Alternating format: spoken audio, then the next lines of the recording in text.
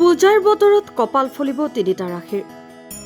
পিতৃপক্ষৰ অৱসানৰ পিছতে আৰম্ভ হৈছে দেৱীপক্ষৰ। জ্যোতিষ শাস্ত্ৰ অনুসৰি এই সময়ত একাধিক ৰাশিৰ জাতক জাতিকাৰ ক্ষেত্ৰত সুসময় আহিব।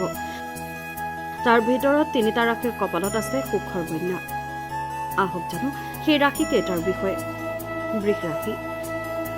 দশভুজাৰ আশীৰ্বাদত বৃষ ৰাশিৰ জাতক জাতিকাৰ জীৱনলৈ আহিব শান্তি আৰু স্থিতাৱস্থা। মানসিক উদ্বেগৰ পৰা মুক্তি পাব।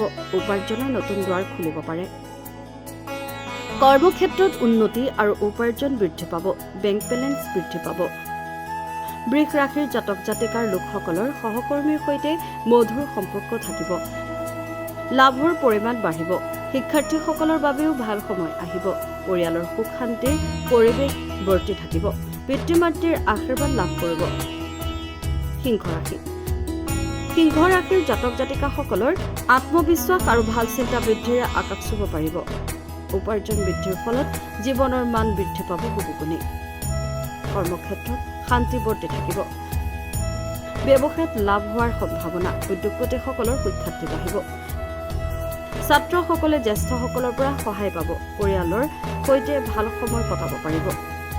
দাম্পত্য জীৱনত সুখেৰে ভৰি পৰিব। তুলা ৰাশি। তুলা ৰাশিৰ জাতক জাতিকাসকলৰ জীৱনত মানসিক উদ্বেগ আৰু চাপ কমিব। চাকৰিত উন্নতিৰ সুযোগ আহিব। বেংক বেলেন্স বৃদ্ধি পাব। ছাত্ৰ ছাত্ৰীসকলে সফলতা লাভ কৰিব। পৰীক্ষাত ভাল ফল লাভ কৰিব। প্ৰেমৰ সম্পৰ্ক অধিক মজবুত হ'ব। বিয়াৰ যোগ আহিব পাৰে। সুস্বাস্থ্য বৰ্তি থাকিব।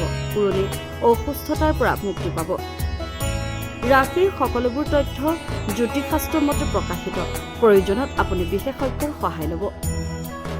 এষ্ট্ৰলজিকেল ডেস্ক ৰিপাব্লিকানী।